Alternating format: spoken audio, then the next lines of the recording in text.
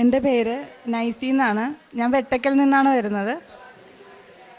ഞാനിവിടെ ഉടമ്പടി എടുക്കുന്നത് ഓഗസ്റ്റ് 7-ാം തീയതിയാണ്. എനിക്ക് ഉടമ്പടി എടുക്കാനുണ്ടായ കാരണമെന്ന് പറയുന്നത്, പുറത്തേക്ക് പോകാൻ വേണ്ടിയിട്ട് ഞാൻ കുറേ നാളായിട്ട് ട്രൈ ചെയ്തുകൊണ്ടിരിക്കുകയാണ്. ഓരോ ഏജൻസിയിലും ഒരു 2.5 വർഷമായിട്ട് ഞാൻ പുറത്തേക്ക് പോകാനായിട്ട് നോക്കിക്കൊണ്ടിരിക്കുകയാണ്. പല ഏജൻസിയിലും പോയി. 2 ഏജൻസിക്കാരെന്നെ പറ്റിച്ച് ശരിക്കും പൈസയൊക്കെ മേടിച്ച് കുറച്ച് പൈസയൊക്കെ തിരിച്ചു തന്ന് പുറകെ നടന്ന് അത് കഴിഞ്ഞിട്ട് ഞാൻ ആലപ്പുഴയിലൊരു ഏജൻസി, എൻ്റെ ഫ്രണ്ട് വഴിയാണ് ഞാൻ അവിടെ ചെല്ലണത്. അപ്പോൾ അവർ ഓഗസ്റ്റ് 7-ാം തീയതി ഞാനിവിടെ വന്ന്,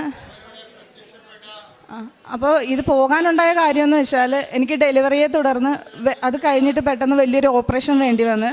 ഫൈബ്രോയിഡ് ഉണ്ടായിരുന്നു. അപ്പോൾ ഡെലിവറിയുടെ ഒപ്പം അവരത് ചെയ്യാമെന്ന് പറഞ്ഞെങ്കിലും അത് ചെയ്യാൻ പറ്റിയില്ല.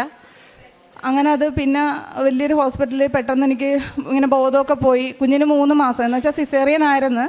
3 മാസം 72-ാമത്തെ ദിവസം ആയപ്പോഴത്തേനും ശരിക്കും എൻ്റെ ബോധമൊക്കെ പോയി. അങ്ങനെ വീട്ടിൽ നിന്ന് എടുത്തുകൊണ്ട് പോയി പെട്ടെന്നാണ് ഓപ്പറേഷനൊക്കെ ചെയ്യണത്. ഒരു 10-15 ദിവസം ആ ഹോസ്പിറ്റലിൽ കിടക്കേണ്ടി വന്ന്. അപ്പോൾ ഞങ്ങളുടെ ഉണ്ടായിരുന്ന സമ്പാദ്യമെല്ലാം അവിടെ തന്നെ തീർന്ന്. അത് കഴിഞ്ഞ് തിരിച്ചു വന്ന ദിവസം ഹസ്ബൻഡിന് ആക്സിഡൻ്റ് ഉണ്ടായി. പുള്ളിക്കാരനൊരു 9 മാസത്തോളം അങ്ങനെ വീട്ടിലിരിക്കേണ്ടി വന്നു. അപ്പോൾ ഏകദേശം എല്ലാവർക്കും മനസ്സിലാവുമല്ലോ നമ്മളുടെയൊക്കെ സാധാരണക്കാരൻ്റെ ഒരു അവസ്ഥ എത്രത്തോളം. അതൊത്തുടർന്ന് ഞങ്ങൾ ശരിക്കും കടബാധ്യതയിലായി. ഇതൊക്കെ കഴിഞ്ഞപ്പോൾ ഞാൻ അപ്പോഴാണ് പുറത്തേക്ക് പോകാമെന്നുള്ളൊരു ചിന്താഗതി ഉണ്ടായത്. അങ്ങനെ ആദ്യത്തെ ഒരു ഏജൻസി പോയി കുറച്ച് കാശ് അവിടെ കളഞ്ഞ് അവർ വീഡിയോയിലൊന്ന് മനസ്സിലായി. പിന്നെ രണ്ടാമത്തെ ഒരു ഏജൻസി പോയി അവർ കുറച്ച് പൈസ തിരിച്ചു തന്ന്, എന്നാലും പുറത്തേക്ക് പോണ കാര്യങ്ങളൊന്നും ശരിയായില്ല. എൻ്റെ നാത്തൂന് ഇവിടെ അവൾ ഉടമ്പടി എടുത്തായിരുന്നു. അവൾ പറഞ്ഞത്, ചേച്ചി ഞാൻ ചേച്ചിയുടെ പുറത്തേക്ക് പോകാനുള്ള നിയോഗം വെച്ചിട്ടുണ്ട്. അപ്പോൾ ഇവിടെ വന്ന് സിസ്റ്ററോട് പറഞ്ഞപ്പോൾ പറഞ്ഞ് ചേച്ചിയോട് തന്നെ വന്നൊരു ഉടമ്പടി എടുക്കാൻ പറഞ്ഞു. അങ്ങനെ ഞാൻ ഓഗസ്റ്റ് 7-ാം തീയതി വന്ന് ഇവിടെ ഉടമ്പടി എടുത്ത് ഞാൻ വീട്ടിൽ ചെല്ലുമ്പോൾ എനിക്ക് ഏജൻസിയിൽ നിന്ന് വിളി വന്ന്, നിനക്ക് പുറത്തേക്ക് പോകാനുള്ള അപ്രൂവൽ ആയടി എന്നും പറഞ്ഞുകൊണ്ട് വിളിച്ച്. പിറ്റേ ദിവസം ഞാൻ രാവിലെ തന്നെ ഇവിടെ വന്ന് സിസ്റ്ററോട് പറഞ്ഞു, സിസ്റ്റർ എനിക്ക് അപ്രൂവൽ വന്ന് പോകാനുള്ള, ഇവിടെ നിന്ന് ചെന്നപ്പോൾ തന്നെ എനിക്ക് അപ്രൂവൽ ആയെന്ന് പറഞ്ഞു. അപ്പോൾ സിസ്റ്റർ പറഞ്ഞ് ടിക്കറ്റ് ആയി കഴിയുമ്പോൾ നീ വന്ന് പറയണം. അപ്പോൾ ഇതിനിടയ്ക്ക് ഏജൻസിയിൽ അത് കഴിഞ്ഞപ്പോൾ അപ്രൂവൽ ലെറ്റർ വന്നപ്പോൾ 1.5 ലക്ഷം രൂപ കൊടുക്കണം. അത് കഴിഞ്ഞിട്ട് നിങ്ങൾക്കറിയാമല്ലോ ഇവിടെ എല്ലാവരും പുറത്ത് പോകാനുള്ള ഒരുപാട് പേര് ഇവിടെ ഉണ്ട്. ഞാൻ ഇഷ്ടംപോലെ സാക്ഷ്യങ്ങളും കേൾക്കണതാണ്. അവർ ഓരോ ഗഡുക്കളായിട്ടാണ് പറയണത്. 2.5, 1.5 അങ്ങനെയൊക്കെ നമ്മളിങ്ങനെ കൊടുത്തുകൊണ്ടിരിക്കുവാണ്. ഇത് എവിടുന്ന് സെറ്റാകണമെന്ന് പോലും എനിക്കറിയാൻ പാടില്ല. അതൊക്കെ മാതാവിൻ്റെ അനുഗ്രഹം എൻ്റെ കൂട്ടത്തിൽ ഇങ്ങനെ നടന്നുകൊണ്ടിരിക്കുക. അങ്ങനെ എനിക്ക് പൈസ എല്ലാം കൊടുത്ത് തീർന്ന്. അങ്ങനെ ഈ 3-ാം തീയതി എൻ്റെ ഏറ്റവും വലിയൊരു സ്വപ്നം പോകാനായി. ടിക്കറ്റുമായിട്ട് ഞാൻ സിസ്റ്റർ അടുത്ത് വന്ന്, സിസ്റ്റർ എനിക്ക് ടിക്കറ്റ് വന്ന്. അപ്പോൾ സിസ്റ്റർ പറഞ്ഞെടി നിനക്ക് ഇനിയും അനുഗ്രഹങ്ങൾ മാതാവ് തരും, അപ്പം നീ പോയി തിരിച്ചു വന്നു കഴിയുമ്പോൾ ഇവിടെ വന്ന് സാക്ഷ്യം പറഞ്ഞാൽ മതി. അപ്പം ഞാൻ അങ്ങനെ കേട്ട് ഞാൻ തിരിച്ചു പോയി. അങ്ങനെ ഇവിടെ വന്ന് അതിൻ്റെ കാര്യങ്ങളൊക്കെ തിരക്കി, എങ്ങനെയൊക്കെയാണ് നമ്മൾ ഇനി അവിടെ എങ്ങനെയാണ് ഉടമ്പടി ചെയ്യേണ്ടത്. അപ്പോൾ പറഞ്ഞ് നീ വന്നു കഴിയുമ്പോൾ അത് പുതുക്കി ഇവിടെ സാക്ഷ്യം പറഞ്ഞാൽ മതി എന്നൊക്കെ പറഞ്ഞ് ഞാനതെല്ലാം കേട്ടുകൊണ്ട് പോയി. 3-ാം തീയതി നെടുമ്പാശ്ശേരിയിൽ നിന്നായിരുന്നു എനിക്ക് ഫ്ലൈറ്റ്. അങ്ങനെ ഞങ്ങൾ രാവിലെ റെഡിയായി 8 മണിക്ക് എയർപോർട്ടിൽ റിപ്പോർട്ട് ചെയ്യണം. വെളുപ്പിനായിരുന്നു ഫ്ലൈറ്റ്. അങ്ങനെ പറഞ്ഞ് ഞങ്ങൾ വീട്ടിൽ നിന്ന് എല്ലാവരും ഒക്കെ യാത്ര പറഞ്ഞ് അങ്ങനെ ഇരിക്കുമ്പോൾ രാവിലെ ഏജൻസിയിൽ നിന്നൊരു കോള്, ടിക്കറ്റിലൊരു ഇഷ്യൂ ഉണ്ട്, ഒന്ന് ഏജൻസി വരെ വരണം. ആലപ്പുഴയിലാണ്. ഞാൻ വീട്ടിൽ നിന്ന് ഇവിടുന്ന് പോകുമ്പോൾ ഇവിടെ ഇറങ്ങി ഇവിടെ വന്ന് പ്രാർത്ഥിച്ചിട്ടാണ് ഞാൻ പോണത്. മാതാവേ തിരിച്ചു ചെല്ലുമ്പോൾ ആ ഇഷ്യൂ മാറി എനിക്ക് ഇന്ന് തന്നെ കയറാൻ പറ്റിയേക്കണം. ഇല്ലെങ്കിൽ നിനക്കറിയാം കാര്യം എന്ന് വെച്ചാൽ നമ്മൾ ഒരുപാട് ബാധ്യതപ്പെട്ടാണ് പോകാൻ പോണത്. ഏക പ്രതീക്ഷയാണ്. ഒരു 2-2.5 വർഷമായിട്ട് ഞാൻ ഇതിൻ്റെ പുറകെ നടന്നിട്ടുള്ള ഭയങ്കര ഒരു പ്രതീക്ഷയിൽ പോണ ഒരു സമയം. ഞാനിവിടുന്ന് തകർന്നാണ് പോണത്. എന്തെങ്കിലും ഒരു കുഴപ്പം വന്ന് എനിക്ക് പോകാൻ പറ്റിയില്ലെങ്കിൽ എന്ത് ചെയ്യും? അങ്ങനെ ഞാൻ അവിടെ ചെന്ന് 3:30 വരെ ഏജൻസി, എംബസി അങ്ങനെ എന്തൊക്കെയോ നമുക്ക് കണക്റ്റഡ് ഫ്ലൈറ്റാണ്. ഇവിടുന്ന് കുവൈറ്റിൽ ഇറങ്ങിയിട്ടൊക്കെ വേണമായിരുന്നു പോകാനായിട്ട്. അങ്ങനെ അവിടെ ചെന്ന് വൈകുന്നേരമായപ്പോൾ അവർ പറഞ്ഞ് 2 ദിവസം കൂടി കഴിഞ്ഞേ പോകാൻ പറ്റുള്ളൂ, ടിക്കറ്റ് എക്സ്റ്റെൻഡായി. ശരിക്കും പറഞ്ഞാൽ ഞാൻ ഇവിടുന്ന് വന്നിട്ട് കൃപാസനത്തിലായിട്ട് നോക്കിയില്ല. ഈ ഉടമ്പടി പ്രാർത്ഥനയും തിരിയൊക്കെ ഉണ്ടല്ലോ, എനിക്ക് അങ്ങോട്ട് കണ്ടപ്പോൾ തന്നെ അങ്ങോട്ട് ദേഷ്യം വന്നു. ഇവിടെ നോക്കിയില്ല, ഈ ഭാഗത്തേക്കേ ഞാൻ നോക്കിയില്ല. ഇവിടെ വരുമ്പോൾ എല്ലാ വണ്ടിയും സ്ലോ ആയേ പോകുള്ളൂ. നമുക്ക് ജസ്റ്റ് ഒരു 5 മിനിറ്റെങ്കിലും ഇങ്ങോട്ട് നോക്കാനുള്ളൊരു ഗ്യാപ്പ് കിട്ടും. എപ്പോഴും അങ്ങനെയാണ് ഇവിടെ. ഞാൻ ഇങ്ങോട്ട് നോക്കിയില്ല, ഒരു അക്ഷരം പറഞ്ഞുമില്ല, എനിക്ക് നോക്കാനേ തോന്നിയില്ല. അവിടെ ചെന്ന് 2 ദിവസമാണ് അവർ പറഞ്ഞെങ്കിൽ എന്നെ എൻ്റെ വീട്ടുകാരൊക്കെ ആശ്വസിപ്പിച്ച്, എടി 2 ദിവസം കഴിഞ്ഞ് നിനക്ക് പോകാമല്ലോ, അപ്പോൾ നീ സമാധാനിക്ക്, കുഴപ്പമൊന്നും ഇല്ലല്ലോ, നീ പ്രാർത്ഥിക്കാൻ എനിക്ക് തോന്നിയില്ല. കാര്യം എന്ന് വെച്ചാൽ ഞാൻ അത്രയും ആഗ്രഹിച്ചൊരു കാര്യം ഇത്രയും പറ്റേ തന്നിട്ട് എൻ്റെ കയ്യിൽ നിന്ന് അത് എടുത്തു കളഞ്ഞില്ലേ എന്നുള്ളൊരു ഇത് മാതാവിനോട് എനിക്ക് ശരിക്കും ദേഷ്യമാണ് വന്നത്. അങ്ങനെ ഞാൻ അവിടെ ഇരുന്ന് അന്ന് കരച്ചിലായി, ഭയങ്കര പ്രശ്നങ്ങളായി. പിന്നെ ഞാൻ ഫോൺ ഓഫ് ചെയ്ത് കളഞ്ഞു, എനിക്ക് ആരെയും ഫേസ് ചെയ്യാൻ പറ്റണില്ല. 2 ദിവസം എന്ന് പറഞ്ഞാൽ എനിക്ക് അത്രയും നാൾ കാത്തിരുന്നതിനേലും പാടായിരുന്നു ആ 2 ദിവസം ഇവരുടെ പോകാമെന്ന് പറഞ്ഞതിൻ്റെ. അങ്ങനെ രണ്ടാമത്തെ ദിവസം രാവിലെ ഏജൻസി അല്ല ഞാൻ അറിയണത്, ഞാൻ പോകാനിരുന്ന സ്ഥലം ഇസ്രയേലായിരുന്നു. മാതാവ് എനിക്ക് തന്നത് എന്താണ്? എൻ്റെ ജീവനാണ് തിരിച്ചു തന്നത്. ഞാനന്ന് പോയിരുന്നെങ്കിൽ എന്ത് സംഭവിച്ചേനെ? എല്ലാവരും ഒന്ന് ആലോചിച്ച് നോക്കി, ഇസ്രായേലിൽ ഇപ്പോഴത്തെ അവസ്ഥ എന്താണെന്ന്. ഇസ്രായേലിൽ കെയർ ഗിവർ വിസയിലായിരുന്നു ഞാൻ പോകാനിരുന്നത്. ഞങ്ങൾ അന്ന് പോയ ആ 3-ാം തീയതി പോയ ആ ഫ്ലൈറ്റ് അവർ കുടുങ്ങിക്കിടക്കുകയാണ്. ഇതുവരെ അവർക്ക് ഇങ്ങോട്ട് നിങ്ങൾക്കറിയാം 14-ാം തീയതി വരെ എല്ലാ എയർലൈൻസും റദ്ദാക്കി. നിങ്ങളെല്ലാം ന്യൂസ് കാണുന്നതല്ലേ. മാതാവ് ഇപ്പോൾ എനിക്ക് തന്നത് എന്താണ്? ഒന്ന് ആലോചിച്ച് നോക്കി എല്ലാവരും. എനിക്ക് അത് കേട്ടപ്പോൾ മുതൽ എനിക്ക് ഇവിടെ വന്ന് പറഞ്ഞില്ലെങ്കിൽ ഞാൻ ശരിക്കും പറഞ്ഞാൽ ഞാൻ നോക്കി പോലും ഇല്ല. 2 ദിവസം എന്നോട് എല്ലാവരും പറഞ്ഞ്, എടി നീ പ്രാർത്ഥിക്ക്. പക്ഷെ എനിക്കതൊന്നും തോന്നിയില്ല. കാര്യം എന്ന് വെച്ചാൽ എനിക്ക് ഇനി സാധിക്കുക എനിക്കറിയാൻ പാടില്ല. ശരിയാണ്, നമുക്ക് ബാധ്യതകളുണ്ട്, നമ്മളുണ്ടായിട്ടല്ലേ ഈ ബാധ്യതകളൊക്കെ തീർക്കാൻ പറ്റുള്ളൂ. ഇപ്പോൾ ഏജൻസിക്കാർ പറഞ്ഞ്, ഇപ്പം നമ്മൾ ഏജൻസി കൊടുത്ത പൈസയും നമുക്ക് നഷ്ടമില്ല. അതേസമയം ഇതിൽ ഞാനന്ന് പോയിരുന്നെങ്കിൽ നമുക്ക് ഒന്നും സാധിക്കുകയില്ല. ചിലപ്പോൾ നമ്മൾ തിരിച്ചിങ്ങോട്ട് പോരേണ്ടി വരും. പിന്നെ എനിക്ക് ആ ഒരു സ്വപ്നം നടക്കുകയില്ല. ഇപ്പം ഒന്നും തീരുമാനിച്ചിട്ടൊന്നുമില്ല, എന്നാലും എൻ്റെ ജീവനാണ് ഇവിടെ തിരിച്ച് നിൽക്കണത്. അപ്പോൾ അതെനിക്ക് എല്ലാവരോടും പറയണമെന്ന് തോന്നി. എന്തുകൊണ്ട് ആ ടിക്കറ്റ് ഇഷ്യൂ ഉണ്ടാക്കിയതെന്ന് എനിക്കിപ്പോഴും മനസ്സിലായിട്ടില്ല. എന്താണ് സാധാരണ ടിക്കറ്റ് വന്നാൽ നമ്മൾ കയറും, ഉറപ്പുള്ളൊരു കാര്യമാണ്. അതെന്തുകൊണ്ട് ആ ഒരു സംഭവം ഉണ്ടായതെന്നും അച്ഛനെപ്പോഴും പറയാമല്ലേ, സഞ്ചാരി മാതാവെന്ന്. നമുക്ക് എംബസിയിലൊക്കെ വന്ന് എല്ലാം നടത്തി തന്നെ ഒരു മാതാവാണ്, ഹോസ്പിറ്റലിൽ വരും. ഇത് ശരിക്കും പറഞ്ഞാൽ അങ്ങനെ എന്തോ സംഭവിച്ചതാണ്. അല്ലെങ്കിൽ ഞാനിങ്ങനെ ഇവിടെ നിൽക്കുകയില്ല. ഇപ്പം എൻ്റെ വീട്ടുകാർ എല്ലാവരും, നമ്മൾ ഫസ്റ്റ് ടൈം പോവുകയാണ്, ഒന്നും അറിയത്തില്ല, അവിടെ ചെന്ന് എന്ത് കാണിക്കണമെന്ന് പോലും അറിയാൻ മേലാത്തൊരവസ്ഥയിൽ നിൽക്കുമ്പോൾ ഇത്രയും വലിയൊരു അനുഗ്രഹമാണ് മാതാവ് എനിക്ക് തന്നേക്കണത്.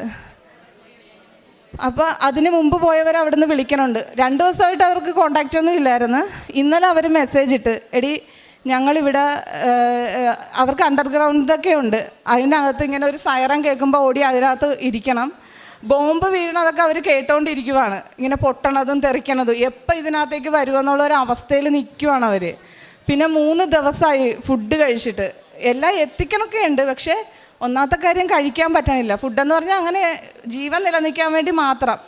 ചില സ്ഥലത്തൊന്നും എത്തിപ്പെടാൻ പോലും പറ്റണില്ല ഈ ഫുഡൊക്കെ കൊണ്ടുചെല്ലാനേ. ആ ഒരു അവസ്ഥയിലാണ് ഇസ്രായേൽ നിൽക്കണത്. അപ്പം നമുക്കും പ്രാർത്ഥിക്കണം ഇസ്രായേലിന് വേണ്ടിയിട്ട്, പെട്ടെന്ന് ഈ യുദ്ധമൊക്കെ മാറാൻ വേണ്ടി. നമ്മുടെ സഹോദരങ്ങളും അല്ലേ തന്നെ എല്ലാവർക്കും. പിന്നെ മാതാവ് എൻ്റെ ജീവനാണ്, എൻ്റെ മക്കൾക്കും എൻ്റെ കുടുംബത്തിനും ഒക്കെ. അല്ലെങ്കിൽ എൻ്റെ വീട്ടുകാരിവിടെ എത്ര പേര് മരിച്ചേനെ, എൻ്റെ അമ്മച്ചി, എൻ്റെ മക്കൾ എല്ലാവരും വായു കയറി മരിച്ചേനെ. ഞാനിപ്പോൾ അവിടെ ചെന്നിട്ട് എന്തെന്നും പറഞ്ഞിരുന്നേനെ. അപ്പോൾ അതെന്താണ് സംഭവിച്ചത്? അതൊരു ഭയങ്കര ഒരു അത്ഭുതമാണ് എനിക്ക് സാധിച്ചു തന്നത്. കാര്യം ഞാൻ ആഗ്രഹിച്ചൊരു സ്വപ്നമായിരുന്നു പോകാനായിട്ട്. എങ്കിലും എൻ്റെ ജീവൻ എൻ്റെ കയ്യിൽ തന്നിരിക്കുകയാണ് മാതാവ്.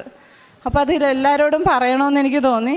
അപ്പോൾ ഇന്ന് മുതൽ ഞാനൊരു ചെറിയൊരു ജോലിക്ക് പോകാമെന്ന് വെച്ച്. കാരണം എന്ന് വെച്ചാൽ ഇനി അടുത്തൊരു കൺട്രിയിലേക്ക് അവർ ഒന്ന് റെഡിയായി വന്നെങ്കിൽ ഇനി കുറച്ച് ടൈമൊക്കെ എടുക്കുമല്ലോ. അപ്പം അതുവരെ നമ്മുടെ ബാധ്യതകളൊക്കെ ഉള്ളത് കൊണ്ട് ചെറിയൊരു ജോലിക്ക് പോകാനായിട്ട് അതിൻ്റെ അനുവാദം കൂടി ചോദിക്കാൻ വേണ്ടിയിട്ടാണ് ഞാൻ വന്നത്. മാതാവിൻ്റെ അടുത്ത് ഇവിടെ എന്ത് കാര്യം ഉണ്ടെങ്കിലും ഇവിടെ വന്ന് പറയും ഞാൻ. അപ്പോൾ അത് പറയാനും കൂടി വന്നതാണ്. അപ്പോൾ എല്ലാവരും നന്നായിട്ട് നിങ്ങളുടെ ഉടമ്പടിയിൽ നല്ലതായിട്ട് ശക്തമായിട്ട് പ്രാർത്ഥിച്ചാൽ മാതാവ് ശരിക്കും ഇടപെടും നമ്മുടെ ജീവിതത്തിൽ. എനിക്ക് അതിൻ്റെ ഇടയ്ക്ക് ഇപ്പം വരെയുള്ള കാര്യങ്ങൾ വരെ മാതാവ് ശരിക്കും എനിക്ക് സാധിച്ചു തന്നിട്ടുണ്ട്. ഏജൻസി കൊടുക്കാനുള്ള പൈസയാകട്ടെ, എൻ്റെ അസുഖങ്ങളാകട്ടെ, എല്ലാം മാറ്റി തന്നിട്ടാണ് എൻ്റെ ജീവൻ വരെ മാതാവ് എനിക്ക് തിരിച്ചു തന്നേക്കണം. അത് എത്ര പറഞ്ഞിട്ടും എനിക്ക് മതിയാകണില്ല. എനിക്ക് ഇങ്ങനെ വിളിച്ചൊച്ചത്തി ഇവിടെ ഞാനോർത്ത് എന്നെക്കൊണ്ട് സാക്ഷ്യം പറയിപ്പിക്കാമെന്ന് എനിക്കറിയത്തില്ല. ഞാൻ ഉടമ്പടി എടുത്തിട്ട് 3 മാസം ആയിട്ടില്ല. പക്ഷേ എന്നാലും ഇവിടെ നിന്നിട്ട് ഒച്ചത്തി പറയണമെന്ന് തോന്നിയത്. കാര്യം എന്ന് വെച്ചാൽ പറയിപ്പിച്ചിട്ടെങ്കിലും പറയണമെന്നൊക്കെ എനിക്ക് തോന്നിയായിരുന്നു. ആരെടെങ്കിലും ഒന്ന് പറഞ്ഞിട്ട് പോകണം. നന്ദി പറഞ്ഞിട്ട് പോകാമെന്നും പറഞ്ഞാണ് ഇവിടെ വന്നത്. എങ്കിലും എനിക്ക് ഉച്ചയ്ക്ക് അവിടെ ചെല്ലേണ്ടതാണ്, എറണാകുളം വരെ ചെല്ലേണ്ടതാണ് എനിക്ക്. എങ്കിലും സിസ്റ്ററേഡ് പറയണത് ഞാൻ മാതാവിനെ കാണുന്ന പോലെ സിസ്റ്ററേഡ് എപ്പോഴും വന്ന് പറയണതേ, എൻ്റെ ദൂതൻ നിങ്ങളുടെ കൂടെയുണ്ട്, അവൻ നിങ്ങളുടെ ജീവൻ കാത്തു സൂക്ഷിക്കുന്നു. ബാറൂക്കിൻ്റെ പുസ്തകം 6-ാം അധ്യായം 7-ാം തിരുവചനമാണ്. തൻ്റെ ജീവിതത്തിൽ 2.5 വർഷത്തിലധികമായി പുറത്തേക്ക് പോകണം എന്നുള്ള ആഗ്രഹത്തോടെ അതിനുവേണ്ടി ട്രൈ ചെയ്യുന്നു. അതിൻ്റെ സാഹചര്യങ്ങൾ കടബാധ്യതകളാണ്. അപ്പോൾ ആ കടബാധ്യതകളിൽ നിന്ന് തൻ്റെ കുടുംബത്തെ തന്നെ ഒന്ന് കരകയറ്റുവാൻ താനൊന്ന് പുറത്തേക്ക് പോകണം, എങ്കിലേ അതൊക്കെ നടക്കുകയുള്ളൂ. പല ഏജൻസികളെ സമീപിക്കുന്നു, പലരും അത് ചതിയിലൊക്കെ പെടുകയാണ്, കുറച്ച് പൈസയൊക്കെ കിട്ടുന്നു.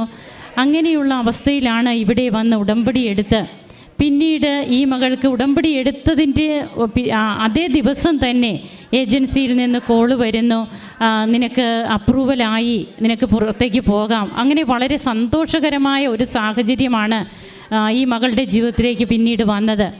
തൻ്റെ ടിക്കറ്റ് എല്ലാം റെഡിയായി പോകുന്ന ദിവസത്തെക്കുറിച്ചും ഇപ്പോൾ ഈ മകൾ ഇവിടെ വന്ന് നിന്ന് സാക്ഷ്യം പറയാനുണ്ടായ അവസരത്തെക്കുറിച്ചുമാണ് നാം കേട്ടുകൊണ്ടിരിക്കുക. ഇസ്രായേലിൽ യുദ്ധം നടന്നുകൊണ്ടിരിക്കുന്നു.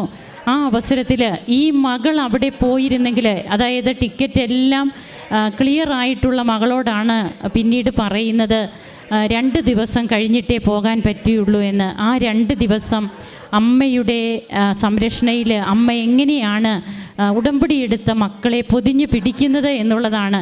നാം ചിലപ്പോഴൊക്കെ ചിന്തിക്കും, ഈ മകൾ തന്നെ പറഞ്ഞു, ഇങ്ങോട്ട് ഞാൻ നോക്കിയില്ല, എനിക്ക് ദേഷ്യം വന്നു, ഇനി ഞാൻ പ്രാർത്ഥിക്കില്ല. ഇതൊക്കെയാണ് നമ്മുടെ ജീവിതത്തിൽ നമ്മൾ പെട്ടെന്ന് കാണിക്കുന്ന പ്രതികരണം.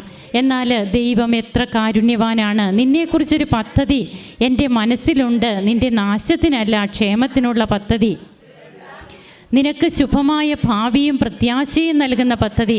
അതാണ് ജെറമിയ പ്രവാചകൻ്റെ പുസ്തകം 29-ാം അധ്യായം 11-ാം തിരുവചനം പറയുക. നാം അങ്ങോട്ടും ഇങ്ങോട്ടും ഓടി നടക്കും, നാം ഒത്തിരി ആവലാതിപ്പെടും, പരാതികൾ പറയും, നമ്മുടെ ദേഷ്യം കാണിക്കും. എന്നാൽ തമ്പുരാൻ്റെ കയ്യിൽ നമ്മുടെ ജീവിതം എത്രയോ ഭദ്രമാണെന്നുള്ളതാണ് നമുക്ക് ഈ അനുഭവ സാക്ഷ്യത്തിലൂടെയും അതുപോലെ ഇവിടെ പറഞ്ഞുകൊണ്ടിരിക്കുന്ന ഓരോ അനുഭവ സാക്ഷ്യങ്ങളിലൂടെയും നമുക്ക് മനസ്സിലാവുക. അങ്ങനെ തൻ്റെ കൂട്ടുകാരൊക്കെ അവിടെ പോയി, അവർ ബങ്കറിലൊക്കെയാണ്, വെടിയൊച്ചയും എല്ലാം കേട്ട് ആകെ ജീവനിൽ കൊതിയുള്ളത് കൊണ്ട് അവരങ്ങനെ അവിടെ പേടിച്ചിരിക്കുന്നു. ഭക്ഷണമില്ല, വെള്ളമില്ല, ഇങ്ങനെയൊക്കെ ആയിട്ട് അവരവിടെ കഴിയുമ്പോൾ ഇന്ന് അമ്മയുടെ അടുത്ത് വന്ന് സാക്ഷ്യം പറയുവാൻ അമ്മ ഈ മകളെ ഒരുക്കി. നമുക്കാർക്കും അറിയില്ല നമ്മുടെ ജീവിതത്തിലെ ഓരോ ദിവസങ്ങളും നിമിഷങ്ങളും നാം ചിന്തിക്കുന്നത് പോലെ പോയില്ലെങ്കിൽ നാം പരാതിപ്പെടുന്നു.